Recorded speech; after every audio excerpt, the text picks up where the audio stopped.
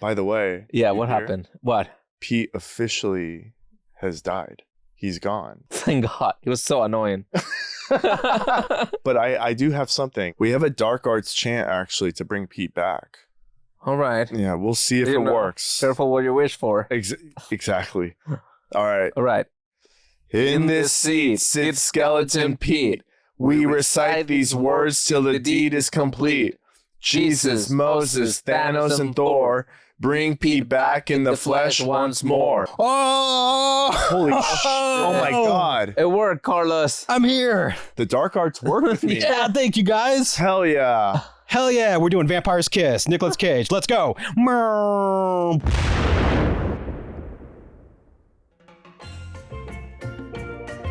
Welcome back to SOS VHS. Today we have a very, very special guest, this skeleton who has become flesh.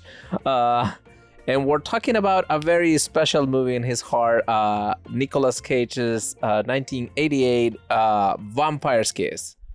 So, Pete, let's maybe start there. Why this movie? First off, Okay. Oh, yeah. remember I have a Spanish wife, right? Yes. So, arriba, abajo, al centro, pa dentro. Muy bien.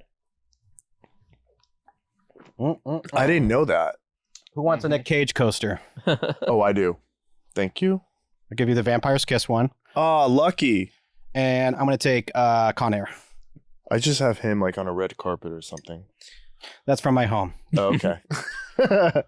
Go ahead, Fancy. Yeah. So why this movie? Why does this movie have a special place in your heart? Well, during the pandemic, tough times, right? We're all locked down.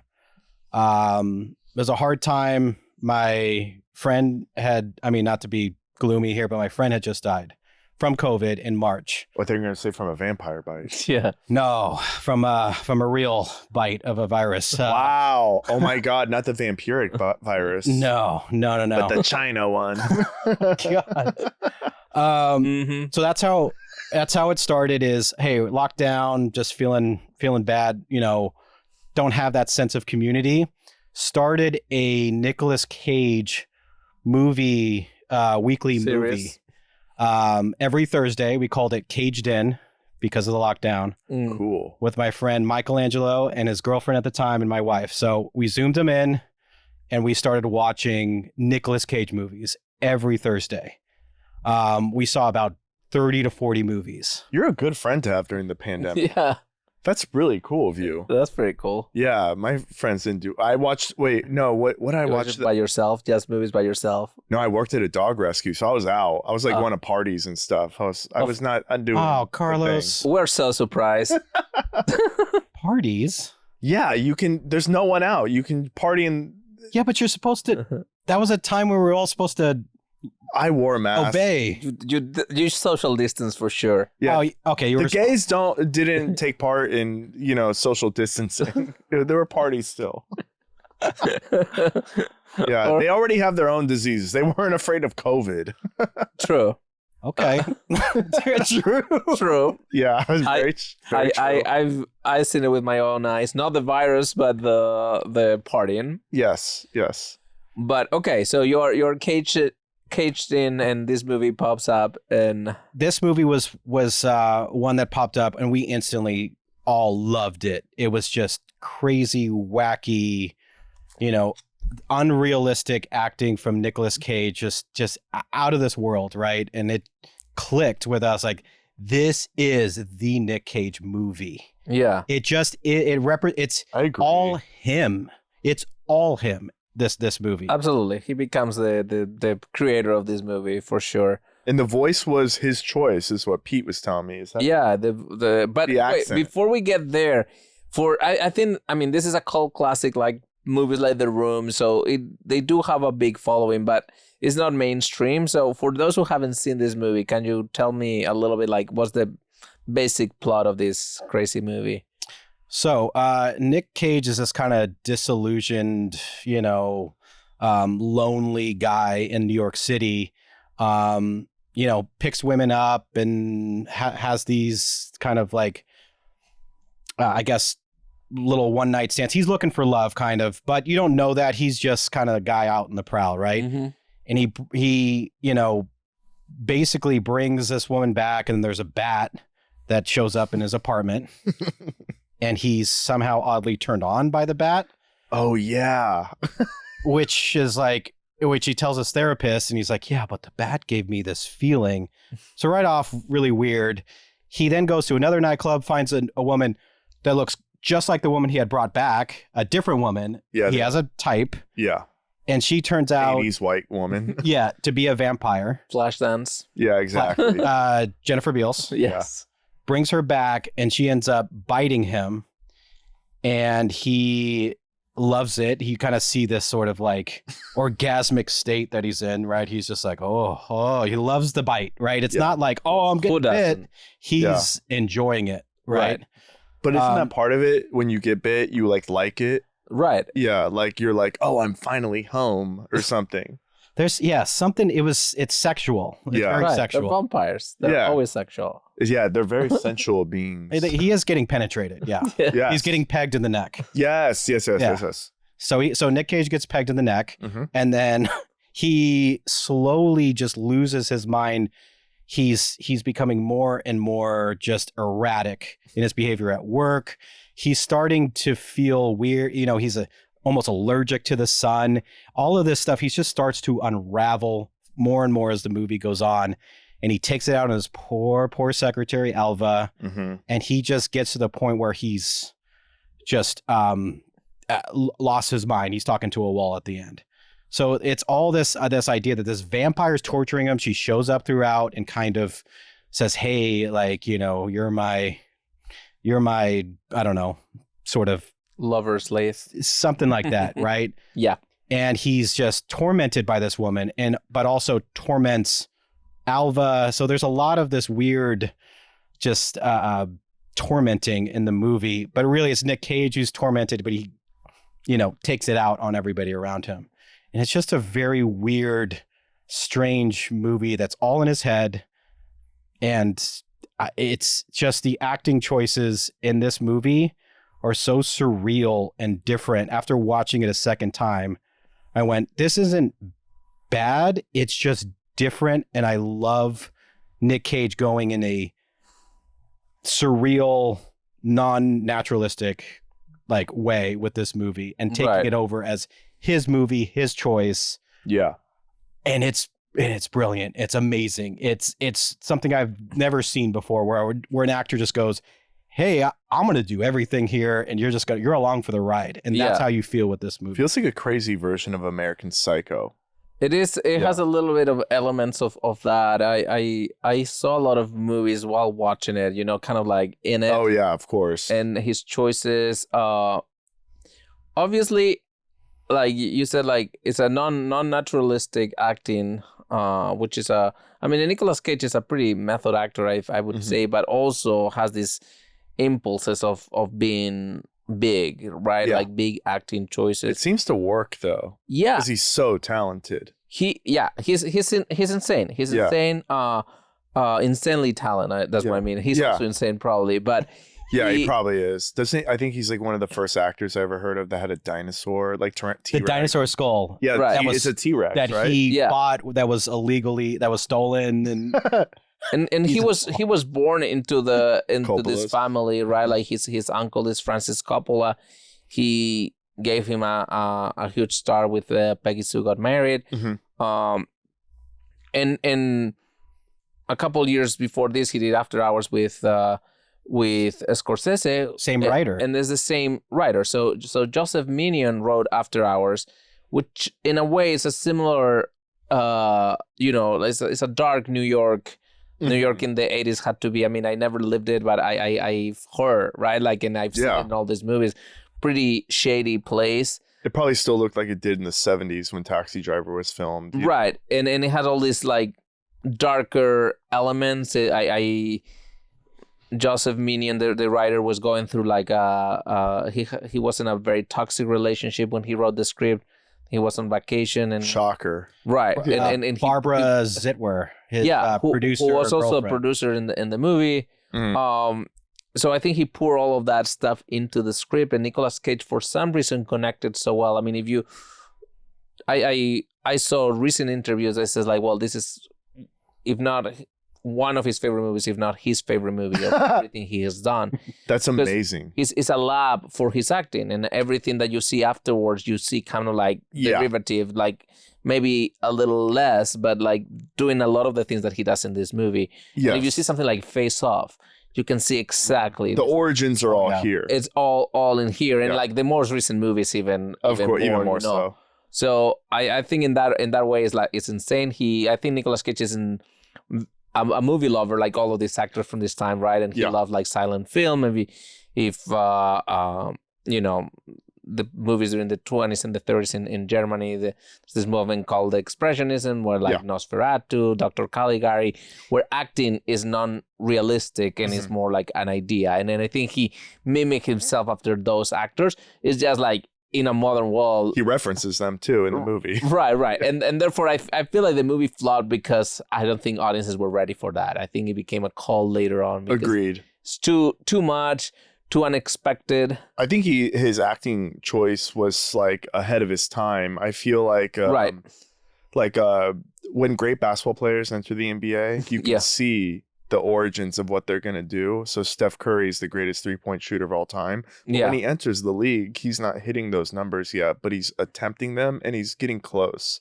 And I feel like that's what Nic Cage is doing here. He's getting close. Yeah, because he wasn't yet a big superstar. You know, exactly. He could still do those scenes in the streets where he's going with his like the steak and talk to real homeless people, and people didn't recognize him yet. I love that he's trying to like have someone kill him with the steak. It's so dramatic. I'm sure he had so much fun doing that. Yeah, it's. I mean, they say that he kept in character. Of course, although it was this over the top. Or he doesn't like the term over the top. I mean, the critics for this movie were really bad, and like people really pound on the movie and talking about like that makes sense, shit crazy, over the top. And he had a great response, like, and he said something like, "Oh, show me where the top is, and I'll tell you if I'm over it or not." Which I think I like a lot, because it's like, no, I'm creating my own reality. Yeah. And this is a choice, and the director went with it. And y'all don't get it, and it's fine. And people didn't get it. I mean, it is difficult. I don't think it's a movie that even today will be mainstream, because it goes into territories that it pulls you out of the narrative, right? Well, we're used to it now, though, at least. And so we can like adjust our expectations, which is definitely what I did pretty quickly when I realized, oh, this is a movie where Nic Cage is going to be doing his Nic Cage thing. So I'm going to enter that world. Yeah, people think that this is the most Nic Cage movie of all time, I wonder if Nic Cage took over this movie because Robert Bierman I kind of did a little research on it. Was a new director, and maybe sort of like, oh, that's interesting. If it was like Scorsese, and he did do a movie with Scorsese, Bringing Out the Dead, right? Yeah, I love that movie. It's Scorsese's call working with the Bierman's like probably like, Nick, go ahead, yeah, sure. He's kind of Nick. It seems like a powerful force that he's going to take control, and maybe a new director is kind of like, oh yeah, cool. I mean, obviously, both Joseph Minion and Robert Bierman didn't have a big career afterwards. They did things, but it was one of the kind of ruined. Oh, you're saying Nic Cage ruined their career a little bit? Yeah, because Nic Cage has his own thing, but I do feel, and everything I read about it was like they were more or less on the same page. Yeah, and it seemed like Bierman wanted to, and he was fighting with producer Barbara Zitwer. She's like, I'm tired. This guy sucks. He's ruining the movie. He's doing this faux British accent. Was she not right though? But she's like, what's going on? No, because she's like, in her way. She quit after this. This is the only movie she ever made. She quit, and then she actually opened a literary agency, which I a talent agency? No, a literary agency, like the one. Oh, a lit agency. I thought you said literally an agency. No. A lit agency. Basically, what Nic Cage's character Peter so she went crazy. So I was like, okay, that's an interesting choice, because in a way, if this is a vampire Dracula movie, the castle now is this the high rise in New York City. Yeah.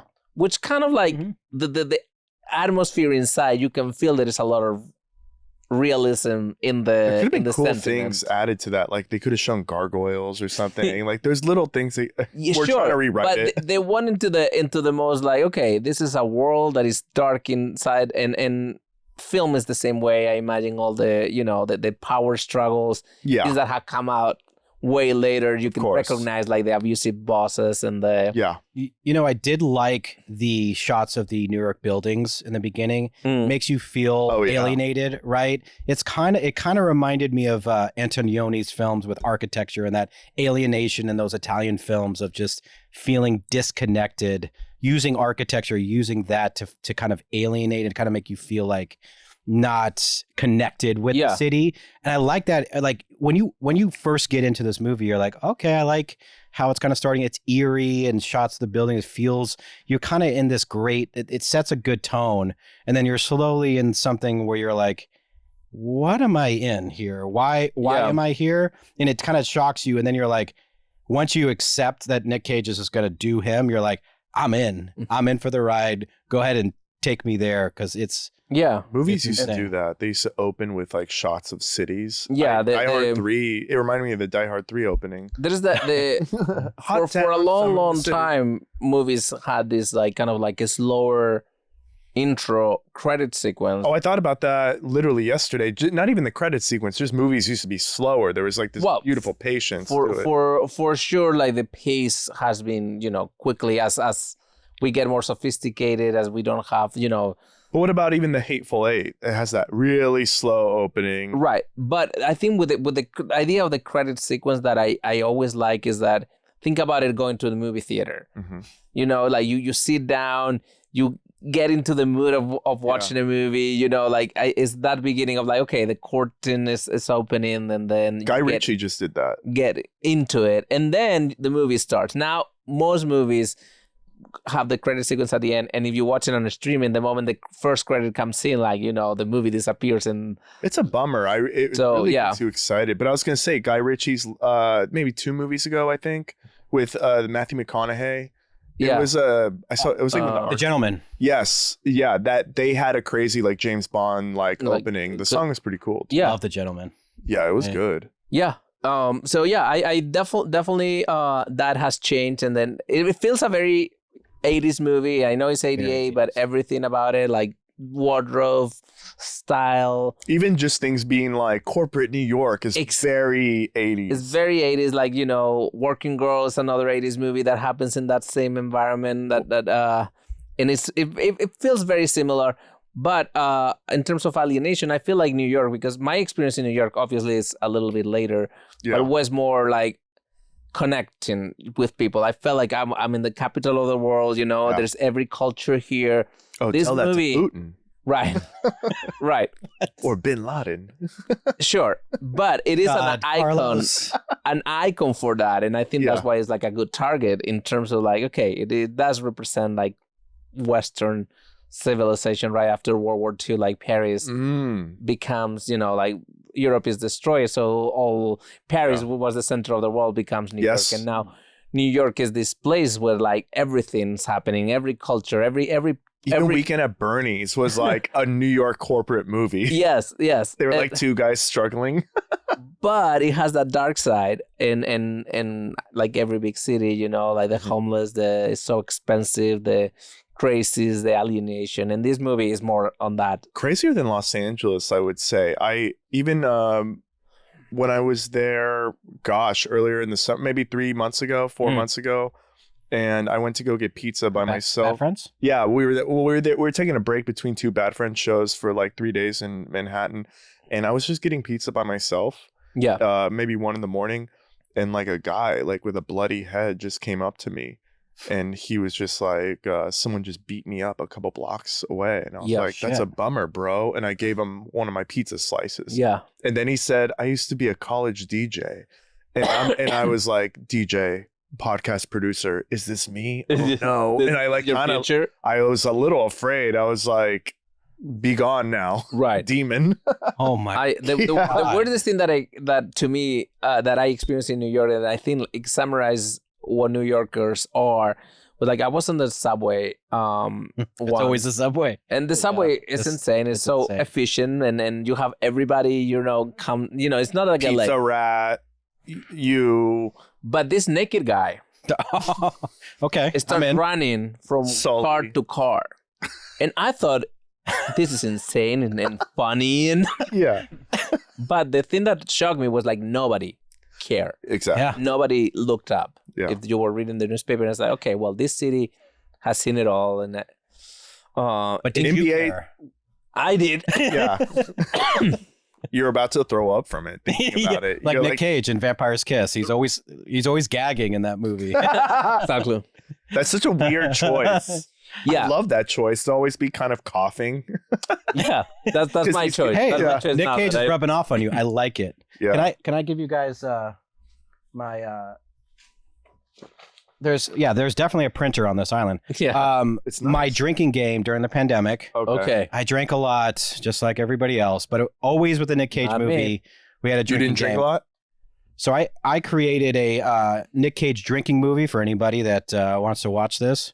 Drink for any weird acting choice. Be drunk by Well, then 2 you're minutes in. yeah, Yep. 2 minutes in, you're Yeah. Drink anytime Wasted. Nic Cage yells. Drink anytime anyone says bad or vampire. Drink anytime Nic Cage commits workplace harassment. The Drink whole time. anytime contract or a copy of the contract is mentioned. Drink anytime you see vampire teeth. Drink whenever Nic Cage drinks. Drink whenever Nic Cage eats. And take a shot whenever Nic Cage eats something that's not food. Be lit. yeah. Sounds Although, who defines what food is? Well, he's eating He does. pistachios is food. He's Yeah. eating pistachios. Roach I is love food. pistachios. Roaches is not food. Unless you're like in the a- Philippines. A pigeon is not food. Come on, Andres. It's We like- know what food is. We all know what food is. The script called for him eating a rotten egg, and he thought that was not shocking enough, and that was the only change that the script had. So it's one of these movies that the script went from the writer to production, no rewrites. That is I not find that good. amazing, right? You would have thought Nic Cage like, hey, I'm going to change everything, and that's bizarre. And Like he that- only changed that thing, and he was so scared of roaches that said like, I want to eat one, and I want to eat a real one, and I'm going to shock the audience. I mean, I think people will That's be shocked with awesome. a lot of the choices in the movie, but that one is definitely one. That is awesome. 2 takes. I lo- Roaches. yeah. Oh, that's like we did That's that on good. Trash. That's Nic Cage. Didn't we do that on Trash Tuesday? Kalila ate she's scared. She's But not a live definitely- one. No, but didn't Annie also or no? Yeah, Annie the did too. water bugs. Who, Water like bugs, a little okay. bigger. but it was alive. He had to grab it Yeah. I and love that. ingest it. I love anyone who goes all the way in art. That's why I like the shows we work on. Right. I we like Bobby. exactly, and I feel like I always try and like think of that when I'm ever at work with here or on the road or something. Yeah. I never. There's it- no limit. No, and I feel like there can't be, or at least for me personally, I don't want to have a limit. I just don't want to have a day where I'm like, I should have said that, and that's why I'm not in a certain place. Yeah. We talk about this, I don't remember in which episode now, the idea of like method acting versus just like Showing up. being an actor that can like do the job but disconnect too, you know. And I think like Nic Cage is more on the first category of like, you know, he's gonna go all in. I love that. So I love anyone who goes all in on anything. Yeah. Like people who are obsessed with their job, whether it's like being a football player or a nurse. Like I love people who are just obsessed with things. Yeah. Like, And people that are original. Nic Cage is one of my favorite actors because he's just nobody is a Nic Cage, right? He's his Yeah. own style of acting, right? He's his own brand. Yeah. I do think this movie is funnier than American Psycho. It has so many similarities in my mind, and I'm like, I think it's so different because American Psycho is more like a satire. It's ironic. Wait, it's more satirical. Yeah. it's also written by like a super classy gay guy, and you can like see that like in it, which I find fascinating. You know what Yeah. I heard? That Christian Bale studied Nic Cage and Vampire's Kiss for his role in American Psycho. See Yeah. what we're talking about? Connections. We did it. Yeah, Yeah. And it does make sense. But I think Nic Cage is the problem with him in terms of just is like that he's not a chameleon the way that you would say like a Daniel Day-Lewis is like. Oh, sure. He doesn't disappear in the role. He is a star, and then the role has to be molded to his personality. I True. think, but I think that's very true. He's because he's self-aware of his choices. Like, this is my brand. This is how I'm going to act. Right. And the director kind of has to accept that. you can kind of work with that, like Leaving Las Vegas, right? Still has that eccentricity, but even in Face Off, he's nuts. Face Off, but it works with the script. Or The Rock. He's just like a nerdy like scientist guy, and like I remember at the beginning when he's like, I'm obsessed with the Beatles, and he's like going crazy on the guitar. But he was able to take. I feel like he called this movie a lab for himself, a lab in terms of acting and experimenting things that then he would take to like super big blockbusters, and he made it work. Can you imagine Superman? Yeah, I mean, you have a flash of him in the Flash. In the Flash, I know. I got so excited. Did you guys know that he was going to be cast as Aragorn in Lord of the Rings? Oh, Did you no. hear about that? No. That they were looking. That was, I don't know how much time they were actually devoting to that. They probably offered. It's always very interesting how when you see the story of casting and how much of a difference would be. He would have ruined that movie. Yeah. He would have ruined Lord of the Rings. It wasn't the right choice, right? He's not the right choice for those movies. I think that's what I'm saying. Like, it has to be a movie that, where like this type of acting doesn't hurt the movie, in a world where like, I think casting pretty much unknown people in Lord of the Rings was a good idea. He's inspiring to me though, because I feel like you could have made fun of him, all these different things for doing these movies where they get paid $1 million a week. We see, who even does them is like Adrian Grenier from Entourage. Like you see these kinds of movies now where they shoot them in Eastern Europe real quickly. Yeah. But I gotta say, like Nic Cage, he still seems to be himself. He's still in the zeitgeist. Like it's like you can't get rid of him. Yeah. He's almost like a roach. He's done 107. You know what I mean? He is a roach. Yeah. He's very passionate about movies. He's like I love Cruise and these actors that grew up loving the art so much that they live for it. Where does he live? He probably has a house here, but I wonder where he lives most of the time. I don't know. I was assuming that he would live in LA, but But he could, but he strikes me as someone who's a little out there, who's like, oh, I also have like my own island and like, and he's Spain. Right. Like, and probably, maybe anyone that buys dinosaur bones has crazy property. Like he also bought 2 king cobras. Oh my God. They kept trying to attack him. And finally he had to get rid of them because his neighbors complained. Yeah. It's so funny. It's like he's this crazy person on the screen, and he's actually that in real life as well. He's love that. This character in real life. Yeah. And that's why he's so fascinating. He buys crazy stuff. DiCaprio has I don't know if it's a T-Rex, but I know he has dinosaurs or a dinosaur skeleton. But he also has Why? Because you can, when you get to a certain level, I feel like he brings back a 25-year-old like, look at my dinosaur bone. No, I think it's just too much money. Jake Paul or Logan Paul has a dinosaur too in his living room in Beverly Hills. Yeah. Just put it in a museum, man. Stop collecting. I think that's where they'll actually end up. Right. Who knows? But yeah, so going back to Vampire's Kiss, what do you guys think of, because Nicolas Cage was dating at the time Patricia Arquette. That's right. Wow. She was 19. He's 23 in this movie. He looks 23 years old. Yeah. He looks older. I feel like it's just the times are different, but he's only 23. 23. So it's crazy. And he wanted Patricia Arquette to play the vampire. Can you imagine, like if I met a 23-year-old right now, I'd be like, get out of my face. Right. Like, I'd be like, what? Like, you're a kid. And he was already on the rise, like he wasn't a star, like we said, but he was coming up. Yeah, of course. Yeah, he was doing, was that around Moonstruck? He just did Moonstruck. Yeah. That was before. Yeah, okay. Moonstruck was. He just did Moonstruck. Actually, their agents and his agents and managers didn't want him to take this movie. Oh, shocker! They wanted to go into. I think he was ready for a big Hollywood movie. Yeah, imagine trying to control. Imagine being his agent in 1990. And he was like, I forgot what is the song that he sings at one point in the movie. Oh, he sings. Some sort of song, but it costs the production $10,000. Exactly. Because he's humming something. He's making his morning coffee. It's when he's making his morning coffee. And like the copyright, that's when I tell you. So that's why we copyright music, we cannot use on Bad Friends. But that's why So we tried to sing "We Are the Champions," and Andrew was like, "Don't do that." And I I was going to ask you after, wait, that would have cost us money? Probably would be a way we could get away with it in our format. I didn't know you couldn't sing it even if you're not a professional singer. Right. But yes, it's incredible. Yeah, I think he got paid $40,000 and he bought his first sports car. 40 grand for this movie? 40,000. Which I heard that. Yeah. It's a good chunk in. I mean, that's really but that's like 32,000 though with taxes. It's not a lot. But he didn't do it for the money. Of course, obviously. He probably grew up super rich. He was obsessed with this role. Joseph Minion was gonna direct this movie, and then he was too close.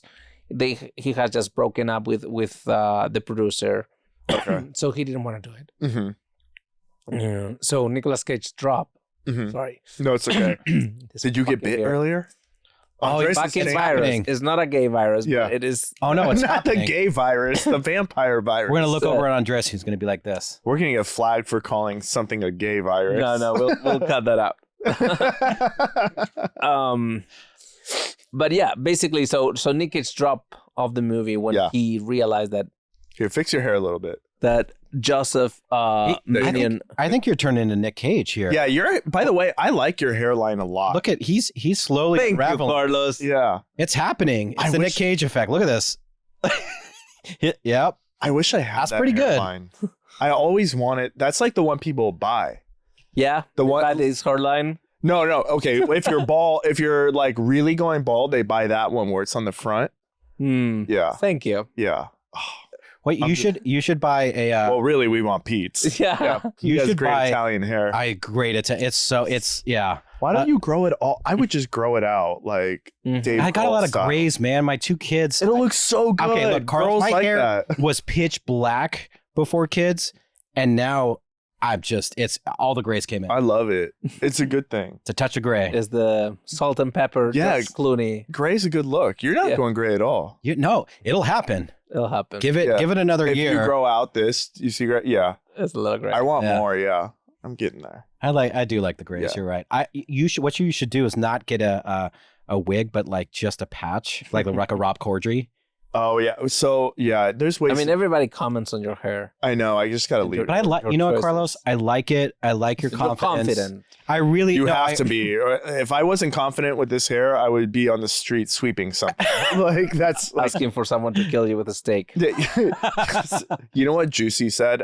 We were all talking in the car, like driving to Cleveland, and I was like, we were saying who would be good looking if they were trans. And Bobby was like, Bobby thought he would be ugly. And I was like, I think I'd be good looking. And Jetski goes, you're really confident, Carlos. And I'm like, really? I am? I didn't know that. Yes, you are. And it's a good thing. Yeah. Like Nic Cage. Nic Cage is very confident and that's the thing. At 23, right? He does this movie and he's calling the shots, right? He's the one that's like, I'm taking control. Because of his uncle, though, right? Like, I guess that's right. When you have that confidence, I mean, that's crazy confidence to even have But at at the age. same time, so he changed his name. He didn't want to be associated with Coppola. But we all which I respect. We all know in the industry, but I'm saying like in terms of like people's perception of him. But the industry's all that matters. That's like Sheen and Estevez. Right. You know, like yes. You have an in, and obviously he wasn't his uncle's movie. But he proved himself pretty well. And in a quick period of time, he worked with a lot of great directors. He made a lot of good movies. Mm-hmm. He did it true to himself. He won an Oscar. And actually, instead of taking more roles like that, he went the opposite direction and became an action hero, which is like also very atypical for his personality and everything. I feel like he did it. He went down and up and sideways. You know, he's done an American everything. treasure. You know how many movies he's done? How many? 117 movies he's appeared in. Yeah. Jesus. 117. So he takes a lot. The Rock is one of my favorites. The Rock is great. Dude, you fucked up that guy's Ferrari. You fucked up your Ferrari. It's not mine. I mean, that's I was a kid when those movies came out, and the Jerry Bruckheimer productions. You know, I was looking forward to all the action movies at the time. I was obsessed. Armageddon, all On Air. You know, all of those movies were like, wow. My dad worked at a hospital. Bay. like really close to NASA. Yeah. Like when Armageddon was out and everything. So we would go there on his like lunch break. Yeah. So You didn't mind the slow motion shot of everybody lined up in that movie? oh my God. So I did not like that. Yeah. I don't like slow motion, I like know, trying to get you shots. It's like, that's not like how they would show it on the news. Like when guys are going on like spaceships, they're just walking, dude. No, I love all those movies. I think looking back at that, I feel like they age a little bit. You know, they're not Armageddon.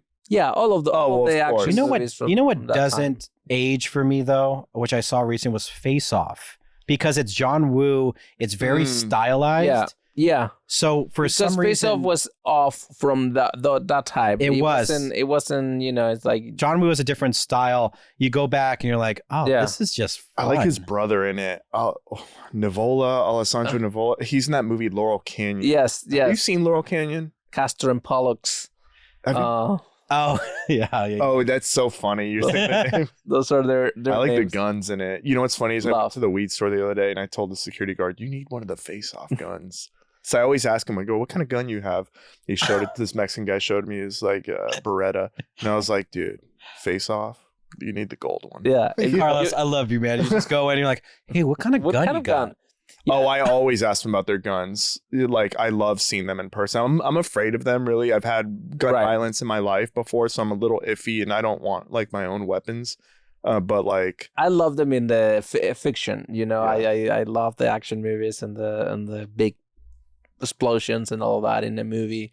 Will In you real be- life, I am okay with What that. would you do if for Christmas, I got you, like, a bad friend's gun? You know, Like, it was, like, it said, like... you might fancy- not know this, Mm-hmm. but I'm a gun owner. Sick! Oh, Hell yeah! And the first thing, Producto de España. exactly. No. But the first day I became a U.S. citizen, first day my papers came in, I was kind of kidnapped and by certain people Okay. and brought to a gun store Okay. and forced to buy a gun Wow. well, with my constitutional right. Yeah. that's when you really became a citizen. Right. That's when you that's officially how- became a In citizen. California? Yes. Oh, wow. So that is amazing. Yes. That's awesome. Yes. And I shot guns like early on because, like, you know, I love the idea of it is fun. Like the action of they're- it is yeah. fun. I don't like it as a social issue in this country, but Yeah. I understand why people like them and they're cool. Yeah. Yeah, but you didn't buy an AR-15. No, I did not. And also it's just this thing where, like, you know, I grew up in Europe where, like, you know, guns are illegal to own unless you know, for hunting. Which for- is insane. Like, I can't imagine a world where there's not guns. You know what? right. But then you don't have shootouts. You know, you don't Yeah, I have I know. So tying the movie and Anyway. guns together, there's this Chris Rock bit where he says just charge like $1,000 for the Oh, bullets. my favorite. Right? I love Chris that. Like, Rock. just Yeah. charge like a bunch of money for the bullets.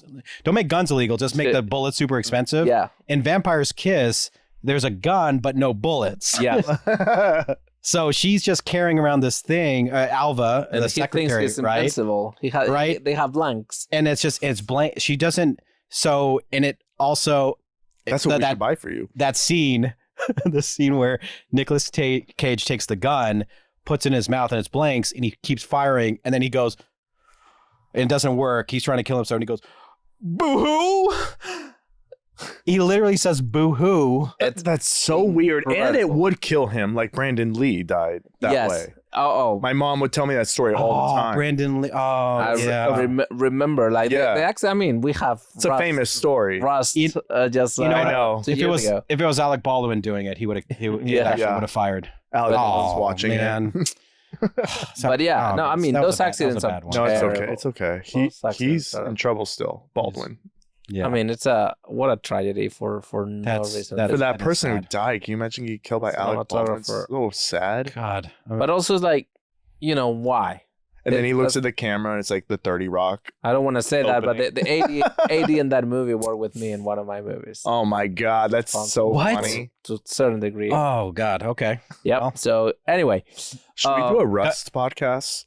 yeah, We watch. A Rust review? Yeah, we watch Rust. No, but we just watch. it It's hasn't just come out yet, has it? no. We have to review. Right, it. right. When it comes out, Well, it's probably we will. gonna be bad. I just feel it. It's Oh, gonna be so of bad. course. We will. But, we'll give it a shot. So yeah, I got it. I think the boohoo, the I'm a vampire. There's so many awkward moments in this movie. Mm-hmm.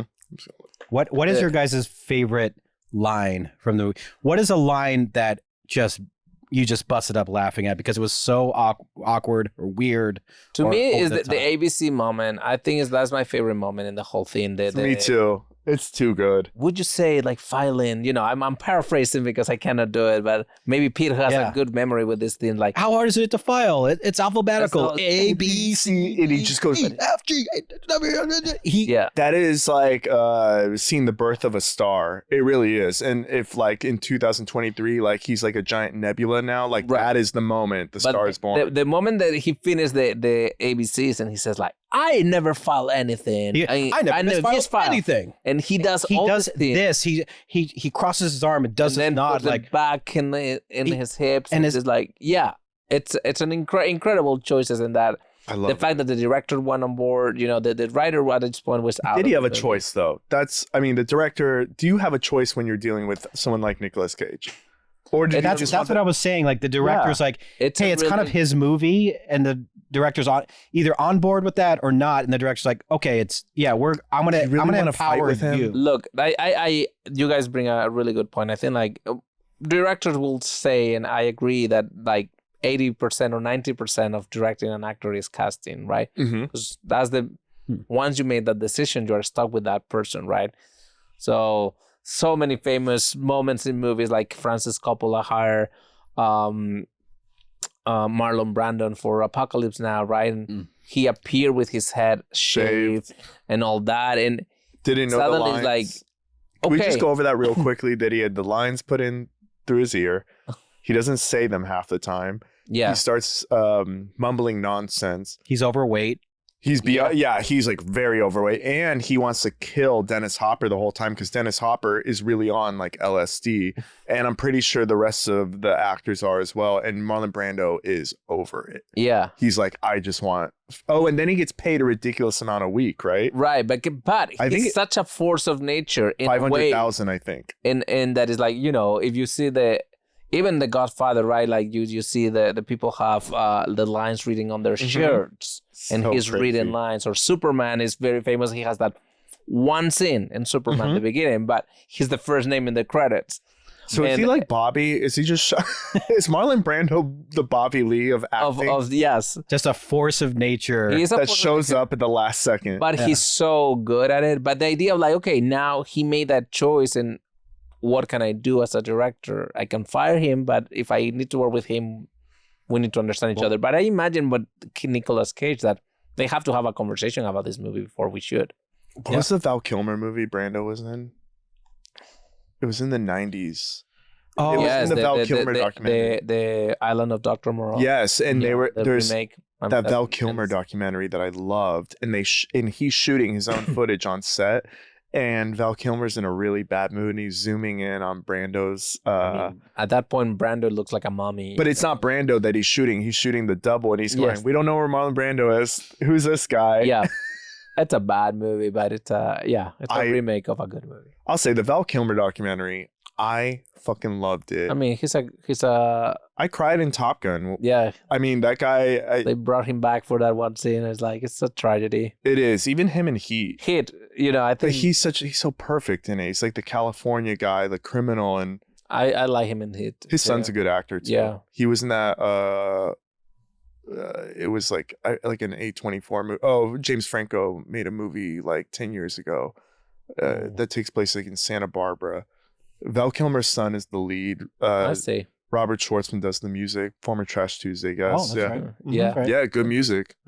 So I'll find the name for you. All these Nepo babies. That's the way the world is, though. Yeah. I mean, look at we have presidents that are Nepo babies. It's whatever. Yeah. No, everybody. I do respect Nic Cage, and Nic Cage is a Nepo baby. He just is, right? Yeah, but I do respect busted his ass. I do respect him going, I'm Nicolas Cage. I'm carving my own path. Sofia Coppola, Jason Schwartzman, also from that family tree, also carved their own path. I mean, it's crazy. That family is Yeah, There's a incredible. lot of talent, but they have the opportunity. Yes, but you still have to make the shot. Oh no, get the ball. It's there's no denying the talent, and it's like Because Sofia Coppola is an incredible talent. yeah, and Francis Coppola.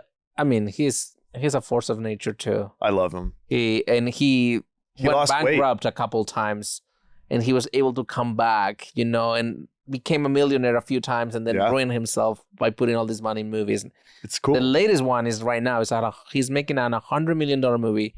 Oh no! All of his money is on it. Oh no! It's a lot of faith. He sold his vineyard. He built this thing He for will 20, not make it 30 back. years. And that's what filmmakers do, right? It just there's an addiction to it. Like I mean, we all love movies, but like to actually make one, right? You go through all the stress and strain. Which you know about. Yeah, and it's so tough. But then you're like, let's do that again. It's people call it a drug, and I understand the similarities. Mm-hmm. I think it's worse. I think it's a virus. I think it's like an incurable thing. It's like Because it's so competitive. you're bitten, and then you're a vampire, and you're that's it. Is it because it's so competitive too that it even makes it harder to like create your art? I don't know what it is. No, obviously it's so hard. You need so many people. There's so much money. When you make a movie, do you have something you want to tell the world so badly that you're like, I'm going to bother people for money. I'm going to make this. Like, is that what, because I always think about that with art. What do you want to say? That's what I would tell students. I think a lot of people do that. Yeah. Yeah. There's different approaches to it, I would say. Yeah. I think the ones who end up making it are those people who really have something inside that needs to be said. Yeah. It's like true art. I love that. So imagine all the people on Vampire's Kiss putting their heart into it. Yeah, their this is a $2 sweat, their million tears. movie. And then Nicolas Cage comes in with his faux British accent and his surrealistic German expressionism type acting, completely off the wall, and everyone's going, "Oh, all right." I'm working really hard. I kind of feel for Zitwer, the producer. I kind of I would probably be there, like, what is he doing? Because you can't understand it, right? Yeah. It doesn't make fun, sense. though. Depending, but look at if he would have taken this role literal, right? This script is a pretty mediocre script. Mm-hmm. Yeah. There's nothing about this movie plot-wise that makes sense. I understand it's the a metaphor short movie too for relationships and things like that, but it would have been, it would have died there. It would have been dull. It didn't have the writing like Bret Easton Ellis's script. Oh, no. Yeah. And the thing about, if you see After Hours, also not a brilliant script, but like Scorsese takes it to a different level with his visuals. Mm-hmm. And I know that the gritty and the New York darkness is in both movies, and I feel it in the movie. But I think it's Nicolas Cage's choices that makes this survive. Exactly. But I'm saying at the time, people were like, "Oh man, like this just seems like it's not gonna." I'm telling work. you, the creative team, the director has to be on board, because if not, this movie cannot be made like that. I think he bullies them a little bit, but he is only 23. How could he do that? Okay. Right. So I heard that there was for the bat, he was so obsessed with the bat that it was fake. Yeah. He wanted to get a real bat, of course, but so he had this assistant assigned to him, and he sent him to like Central Park with like a broom and a cooler to get a live bat. He couldn't get one. Then he found out he could get an illegal one, of course, from Mexico. Yeah. And then the producers, Barbara Zitwer, was like, "Okay, we're not going to FedEx a bat from Mexico to get a real bat." Insurance rate would go They up only too. convinced him, saying, "Look, you could get beaten and you can die." From but he probably doesn't. Yeah. But he was that committed, and that which is crazy. Yeah. But I love that. Like, I love the commitment. I think that's what you see in the movie. Definitely, this is not my kind of movie. I think it's too self-aware. I love to get to get lost in the narrative and not to be reminded constantly that I'm watching an artifact, and that is that's artificial. I liked getting lost in the performance. It's like we weren't going to get lost in the movie, the story, etc. But for me, it was like watching an art. Like, I don't know. It's hard to explain. It's like it's more like a performance, like I just want to watch that only. Yeah. Like, okay, I saw a Broadway musical with Hugh Jackman like a year ago. Yeah, I only watched him. And for me, that was the best part. Right. And it was so great watching him. I could see the spit coming out of his mouth when he was singing. Yeah. And like that was what I was focused on. Did you catch it with your mouth? I went, ah. And then his wife saw me and she was like, I knew he was gay. We're getting divorced. Right. And yeah. No, but I think like to me, this is closer to like an art museum performance. You know, someone like taking these choices and making it so he is captivating. You're watching him and you keep watching. Do they show this in acting classes? Yes or no? I don't think. Look, No, I think he took what traditional naturalistic, because I think like the idea of acting even back in the 20s and 30s, like people try to act natural. What happens in the theater? It's like Looks boring. Well, but in the theater, when you see someone so far away, if they're very natural, you can't see the performance. So they need to be bigger so I can see it everywhere now, and I need to project in a way that people will hear me. So I noticed that about his performance, how like you could watch it on mute and know what's going on, right? We've talked about that before, but he's really doing it. Like his eyebrows shoot up. He commits to this thing that is against the norm, right? Against what like it's not a real person. This person, right? This type of person doesn't exist. It's rare a performance is so good in a movie that you could literally place it on a stage on Broadway or at the Globe Theater or something. Right. It would look it would still be good. Yeah. But I think you have to adjust, you know, for different mediums. It's not. You don't have to adjust in this one. That's how crazy his performance is, right? Yeah. I mean, his performance is crazy. I'm just saying in terms of like usual natural performances, even in a movie, an actor might need to know if you're on a close-up or if you're in a super wide shot. Because in a wide shot, if you're going to see an intimate moment, then he might need to be bigger than if you are very close. I was on a close-up last year in a movie. And I was like doing something weird with my tongue, and everyone got mad at me. And they were like, and then the close-up got cut. I was nervous. Yeah. What was their instruction to you with your tongue? I think it was they didn't give me instruction. They were like look like confused or something. But I was like doing something like a nervous tick with my tongue, so I'm not an actor. And like I think everyone laughed at me. I mean, that's a terrible note to. I mean, the thing I think directing is really hard. Yeah. You know, but the most difficult thing when you talk to an actor, actors do not perform emotions. Emotions, you can be sad in a very, very different way than I am sad, you know? So performing is about acting. Acting mean action. Physical. They need action. Yeah. So you need to convey an action, you know? So you can tell someone to pace back and forth. Yeah. But you cannot tell someone to be nervous. Because that is not going to be something that you can... So it takes a lot of time to translate the language, you know, and then you need these action verbs, they call them, right? Like verbs that imply like, hey, go seduce that person. Yes. Which is different than flirt with that person. You know, you can see the degrees of, you can dial the notch up, you know. Speaking of seducing. Yeah. The scene where he's with Jennifer Beals or Rachel, the vampire, to get turned on. Yeah, I know. Got hot. He asked for hot yogurt to be poured on his toes. So funny. During that scene. Yeah. How does that turn you on, Nick? But what is that? Is that real? Is that I don't him know. like fucking with everybody? I have no idea. I actually have no take on it. He didn't want her on the first place. I think she doesn't do a good job in this movie. No. I think she's very bland for a vampire. Even her lines don't make sense. Yeah, it's just, she's dull compared. Yeah. I mean, when you have somebody like Nic Cage, right? She's pretty in that 80s way, right? But I don't think she's like the sexy vampire that you would like go crazy for, you know? But like Pete said, isn't it a little, it does feel like next to Nic Cage, you'd have to be Pedro Pascal. You know what I mean? Like literally, like. Speaking of which, unbearable weight of massive talent. Right. That's what I'm saying. He was good next to him. Oh, right. You need too much. I mean, I love that movie. Whoever created that movie or came up with the idea of that was like, Nic Cage is here as I know who did it. It's Esther's fiance's friends. This guy Kevin, he made think it's like a ghost show with Adam Scott and Craig Robinson on Fox. But the guys who wrote that are like good dudes. They're like cool guys. But I love that idea of taking that right, and powerhouse that is Nic Cage. Self-awareness that of course it works for him really well, and he does have the guns from Face Off. That doesn't surprise me at all. Oh, the Desert Eagles.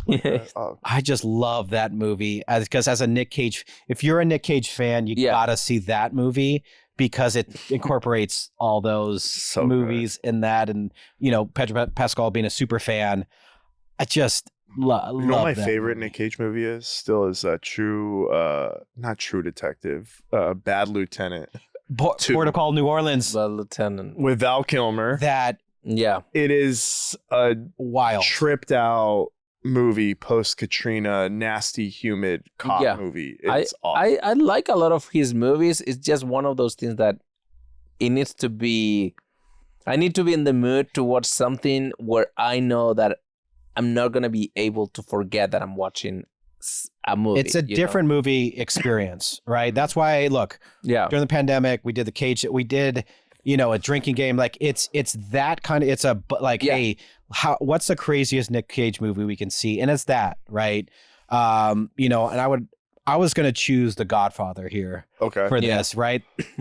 Different movie experience. You can't. You can't compare, right? Still in the family. Yeah, exactly. Still in the family. That's my favorite movie. But this is just a different experience. You're seeing something that's unusual. That you don't usually get. It's the most memed. I think even if people haven't seen this movie, they have definitely seen that meme. Yeah, that's right. The famous memes from it. From because that's right. It's like with the big expression, right? Right. That those so eyes and those. Yeah. 23-year-old young Nic Cage. He looks good. Great hair. Great hair. Can I say my favorite line of the movie actually doesn't come from Nic Cage? It's when he chases Alva into the bathroom, right? And he's trapped there, whatever. And there's this old lady in there, and she walks out and she goes, "What the fuck is going on?" That's so weird that when he chases her. And then there's another scene where he's in the bathroom and he thinks he can't see himself in the mirror. "Oh, where am I?" And some guy goes, "You're in the crapper and I'm trying to take a dump." Yeah. He's so mean to Maria Conchita Alonso's character Alba. And it's one of those things where I felt those scenes were very realistic in the sense of abusive, capturing I don't know the literal as well, but I feel like the film world has been like that for so long. The assistants and the bosses and the constant abuse. Yeah. And after that bathroom scene, the one that follows in the boardroom with all the guys going, "Oh, she tried to ask for a raise after that. That's hilarious, Peter. What you did?" And I'm like, I think that's ahead of its time. I think I think today you watch this and wow, so much truth in all of this stuff. Yeah. Have you guys ever had a Peter Lowe type boss? No, I've had pretty chill bosses. Yeah. I've never worked with people like that. Well, I had some tough bosses when I first moved here. Yeah, but to the level of verbal abuse and I've been verbally abused. By manager.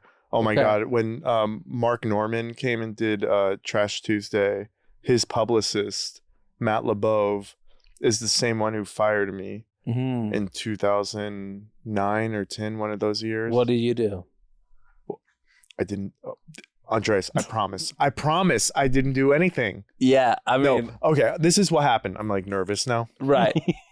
All right. So what did you misfile? You misfiled something? It's so easy. We got all these Pineapple Express DVDs, and some were for clients that weren't even there anymore, like Bradley Cooper or Brad Pitt. Sometimes they weren't our client that month. And I was like, well, Bradley Cooper doesn't need a Pineapple Express DVD. So I went, this is fucking mine. And immediately Matt was like, that's for clients. And I was like, he's not a client here anymore. Went off on me, and they were just like, we can't be with you, Carlos. Mm-hmm. Yeah. One DVD? You stole one I promise DVD it was one DVD. of Pineapple Express. I met Bobby 4 months later, and my life changed, actually. Right. Yeah. From Pineapple Express, you saw. Yeah, I saw Bobby, and I was like, I need to go where that guy is. That guy in that one scene. And then there he is. And then you try to return the Pineapple Express DVD, and he just goes, too late, too late. Yeah. Which we've had tough bosses. Yeah, Matt LeBeouf, you Canadian fuck. Now you represent stand-up comedians, no movie stars anymore. Jeez, Carlos. Clip it. I was like, cut it out, but no, clip it. But yeah, that's it. The abuse, the workplace abuse, which you have to drink every time he does, is unbelievable. It's hard to watch. But if he wasn't so cartoonish and you could laugh about it, it would be really hard to get through this movie to see the torture of this poor girl in this workplace. Yeah. And, she's crying about it. She doesn't want to go to work. This boss is really harassing her. Then he shows up, I brought soup. Yeah, because it doesn't start like a real thing, that's why I feel like this part is done from a place of knowledge. Like, okay, he's asking for a pretty simple tax. Find this. But it's what drives the whole movie. Yeah. Oh, it's terrible. Plot, that's what I'm saying. That's the part that's like the story of it. It's like the contract. It's a 20-year-old contract that she needs to find because a client wants to frame it for some reason. It's a stupid plot point. That's such a thing that would happen at Bad Friends. We need to frame right. something. Yes, but it's a stupid plot point to drive a movie. Of course, because that's his whole day job, right? The night job is like finding love, I guess. But that's like why you do more than one draft of a script. Yeah. Because honestly, like in movies, changing the story and like those little like moments, it's not that hard. It was a different time. I feel like, they wrote it like 2 weeks of writing. They liked it. They went on production. It was a different time, but there's no way Netflix doesn't still do that. Because I think they do the third draft. Like, because, okay, in a feature, you need what, 11 drafts? Depending 15. on who does it, but yes, usually you get a lot of drafts in. Yeah, and that makes it better, more honed in. Like, if you just start shooting your gun, you'd be better on week 3 than day 1. Yeah, usually, yes. I think there's some people who are... Can you bring your gun to work? Yeah, I want to see it. Oh, bring it to Bad Friends and we'll replace the fake one with the real one? That'd be insane. Put some blanks in it. We get big numbers on that one. The death of Bobby Lee. I chased Bobby around with my gun. Oh my God. Revenge. He would actually, that would be funny. Andrew would get mad at us if we had a real gun. And then Bobby you. Oh my God. Oh, okay. Which... but this is why I can't have one. Because if I chase Bobby with a gun, I would actually shoot it. Well, the problem with if you enter that game is either it's going to be for your life eventually. Some of you will shoot. Oh yeah, but like... And not top Bobby. But if I was running with Bobby, I think I would shoot like at the ground and be like, dance. Oh, you guys would be like doing like gun chicken kind of thing. Oh, yeah. Exactly. Oh, and the police would show up in 5 minutes and they'd be like, I could see you obviously guys you're arrested. Yep. That'd be so fun. We need guns for Bad Friends. But one thing about this movie that tells me that obviously the director, the writer, everybody's on it in this kind of... I don't think it's surreal in the sense of what the surrealism movement was. I think it's more on that expressionist, like non-naturalistic world. Is that he has a Kafka picture frame behind him in his office. And to me, that's like kind of like a wink to say, well, we are in this world that I didn't notice that. Is not realistic, or it goes, you can talk about these themes as in a metaphor, as an allegory, or whatever you want to call it. It doesn't feel like a real place anyway when he's running around with the stake. The NYPD would have pulled up on him. Like, that's something I like that we think about that. Also, bringing it back full circle, Metamorphosis, Cockroach. Right. It's all there. Yes, exactly. That's what I'm thinking, that there is that type of direction of saying, hey, we're gonna do an indie art movie, crazy, with this tiny plot. Yeah. But it's not about the plot. It's about the character, a character study in a way, and we're gonna create like a cult classic. Nicolas Cage said, so they had this movie came out a year and a half or 2 years later after they shot. They had a lot of disputes. Yeah, not a good sign.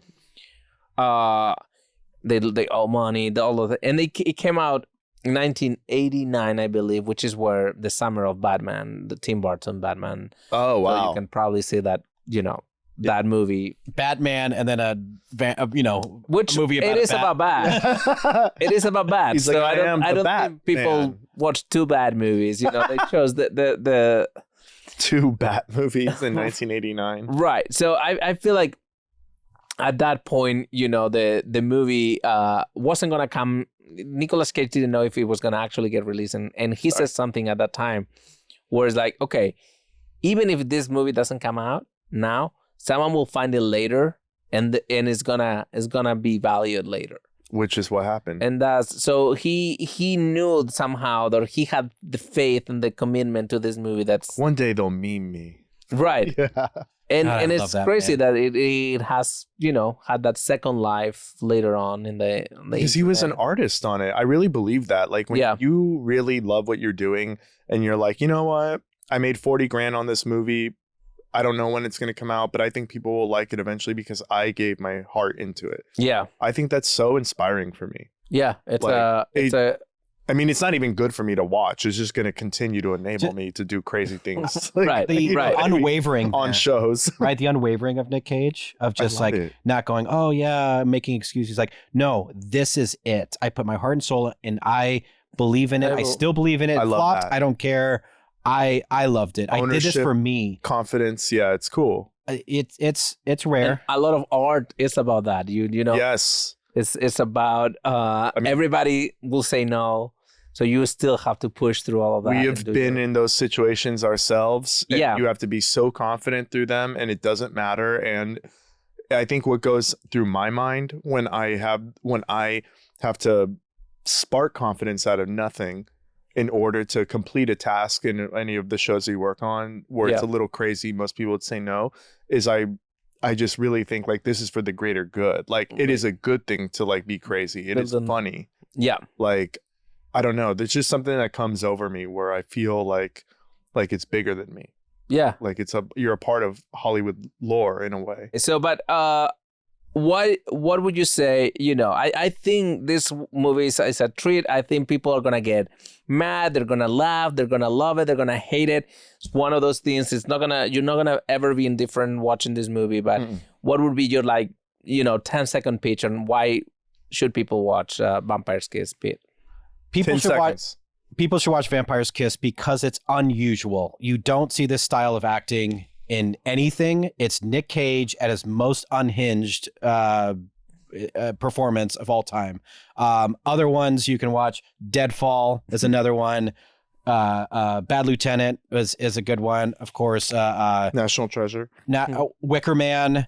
So if you like Nic Cage, watch this one. It's his favorite movie.